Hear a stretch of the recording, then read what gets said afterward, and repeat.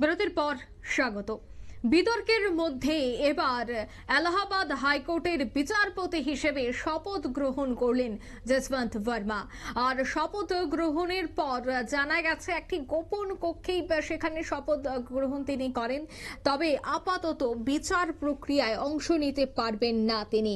সম্প্রতি তার দিল্লির বাংলোতে প্রচুর টাকা উদ্ধার হয়, তারপরেই কিন্তু বিতর্কে জড়িয়ে পড়েন এই বিচারপতির বাংলোয় আগুন নেভাতে গিয়ে দমকল কর্মীরা প্রচুর টাকা উদ্ধার করে। এরপর থেকেই প্রশ্ন উঠে বিচারপতি বর্মার এত টাকা কোথা থেকে এলো। তড়িঘড়ি তাকে এলাহাবাদ হাইকোর্টে বদলি করা হয়।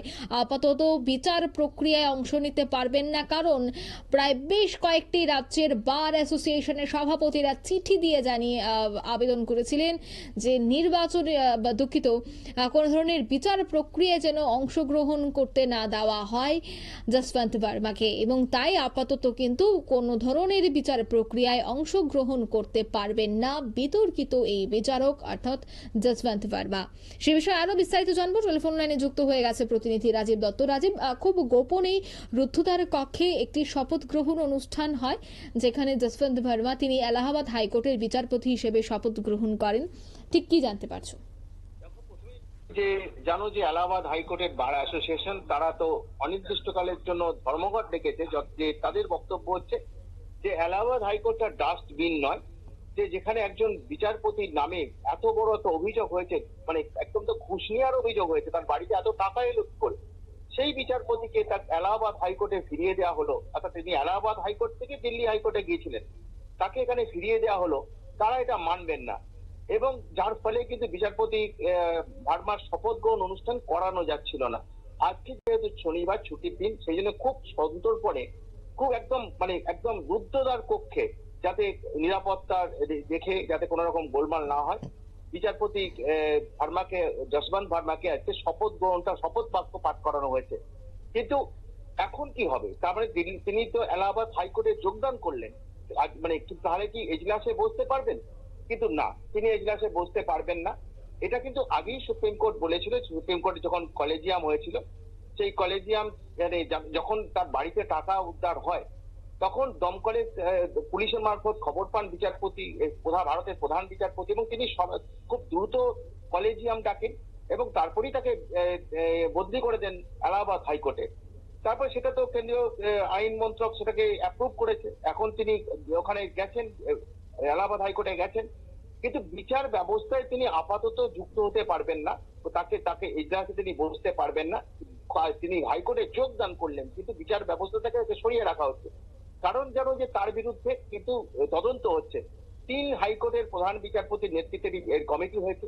সেই কমিটি রিপোর্ট দেবে, সেই রিপোর্টে কি আছে দেখা হবে।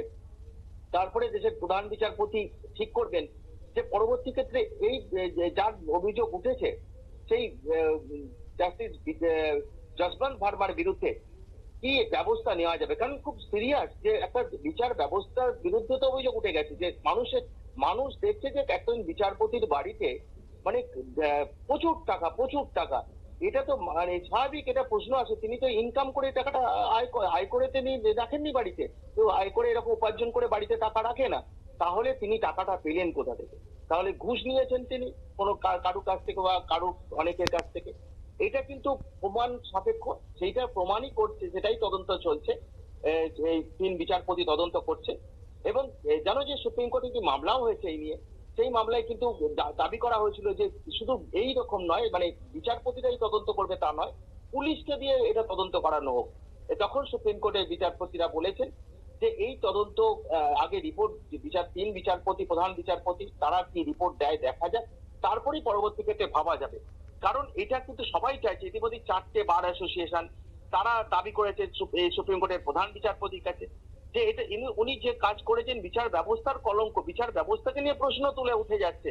একজন বিচারপতির জন্য সারা ভারতবর্ষের সমস্ত বিচারপতি মানে বিচার ব্যবস্থাকে প্রশ্ন তুলে উঠে গেছে। তাহলে তার বিরুদ্ধে ব্যবস্থা নেওয়া হবে না কেন?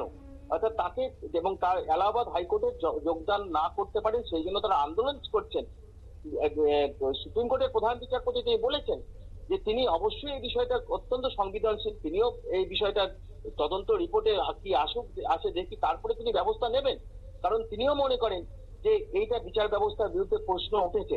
এখন দেখা যাক, তারই মধ্যে কিন্তু উনি তো সাসপেন্ড হননি, কারণ ওনার এবং বিচার ব্যবস্থা ইতিমধ্যে সংসদেও প্রশ্ন উঠেছে, রাজ্যসভার চেয়ারম্যান জগদীপ ধনকর তিনি উদ্বেগ প্রকাশ করেছেন, রাজ্যসভা উদ্বেগ প্রকাশ করেছে।